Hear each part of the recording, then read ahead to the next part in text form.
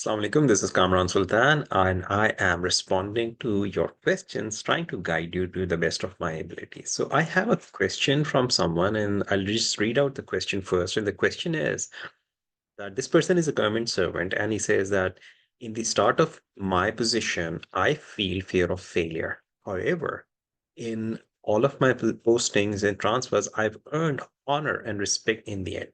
Now, there's another part to this question, लेकिन मैं पहले यहाँ पर I'll just respond to this. देखिए, किसी भी काम को शुरू करने में थोड़ा सा एंक्शसनेस होना, थोड़ा सा फियर होना, that's a very normal thing. हम जब कोई नई चीज स्टार्ट कर रहे होते हैं जो कि हमारे लिए अननोन होती है, उसमें हमारे अंदर थोड़ी सी डिस्कम्फर्ट होना, that's a normal sign. This is a good sign actually. बहुत सारे लोगों के लिए एक मोटिवेशन बनती है, जो when people feel anxious, and then because of that they prepare themselves, so उस preparation की वजह से they are able to perform better. So this is not a bad sign, this is not a wrong thing.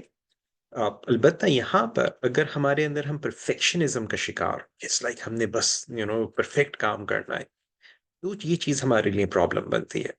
और मेरा अपना experience ये है, मैंने जो चीज देखी है, इसमें मल्टीपल जो फैक्टर्स होते हैं। एक चीज ये होती है कि इवन दो हम अच्छा परफॉर्म कर रहे हैं, मगर हमें ये लगता है कि हम अच्छा परफॉर्म नहीं कर रहे या हम नहीं कर सकते, इवन दो हमें दूसरे लोग we are getting honours as as you are saying, लेकिन उसके बावजूद अपने अंदर कोई कमी फील होती है कि जनरली इशू होता है जब हम हम हमारी सेल्फ स्टीम जो है वो थोड़ी लो होती है, और हमें उस पर काम करने की ज़रूरत होती है।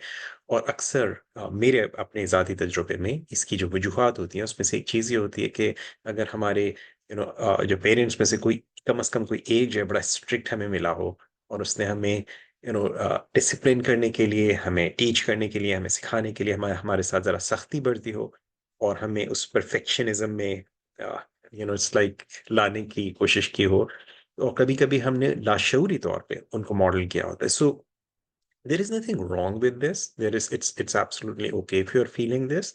You may find working on your self image will help you. मेरी YouTube चैनल पे ही कुछ सेल्फ एंजाइटी से रिलेटेड कुछ वीडियोस हैं, इसी तरह से अपने कॉन्फिडेंस से बिल्डिंग से रिलेटेड कुछ वीडियोस हैं। वॉच देम, तीन तीन चार मिनट की वीडियोस हैं, उसमें मैंने कुछ स्पेसिफिक टेक्निक्स बताई हैं।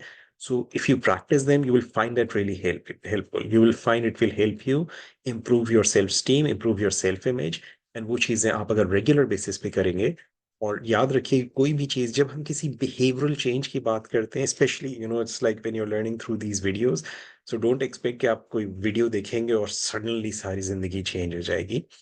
हम जो भी चीज सीखते हैं इन वीडियोस में, मेरा मकसद कि आपको गाइड करना है, और एक गाइडेंस और एक डायरेक्शन प्रोवाइड करना है। उन चीजों को इम्प्लीमेंट आपने ही करना होगा।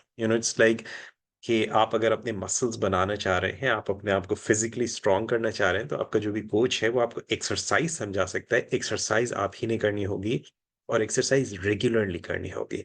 और एक्सरसाइज करने में इट्स लाइक कभी ऐसा होता है कि हमने कुछ चीजें करने के साथ कुछ चीजें हमने छोड़ना भी होती हैं। तो ऐसा नहीं होता कि हमें एक चीज पता चल गई और हमने वो करना शुरू कर दी, लेकिन एक चीज उसके ऑपोजिट हम कर रहे हैं और उसको हम ना छोड़ें, एंड देन हमें हो कि हम मैं तो ये कर रहा हूँ, मुझे रिजल्ट नहीं मिल रहा, लेकिन मैं जो जो चीज कर रहा हूँ उसके खिलाफ मुझे उसको भी छोड़ना होगा।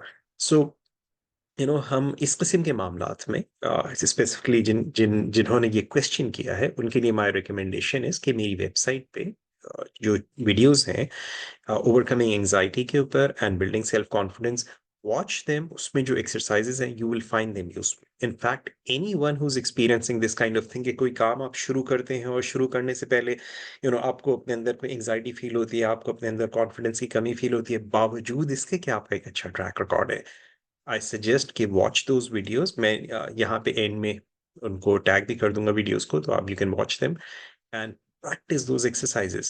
Watch them multiple times and practice those exercises regularly. Ideally watch that video again and again, और उसमें जैसे मैं एक्सरसाइज करा रहा हूँ आप उसको साथ साथ करते जाएं। You'll find it will be very helpful for you. Now जो दूसरा पार्ट है आपके क्वेश्चन का, let me read that for you now. So जो सेकंड चीज आपने अपने क्वेश्चन में लिखी है वो ये लिखी है, due to abolishment of a department, I somehow was taken to the strength of a certain position where the salary is almost double. than all the other departments. Now I have been offered to get a permanently absorbed in this role, but a rank lower to my existing position with salary protection. Lower rank will not affect my salary. Otherwise, I have to get absorbed in some other department outside of this, where my rank will be same, but salary will reduce to almost half.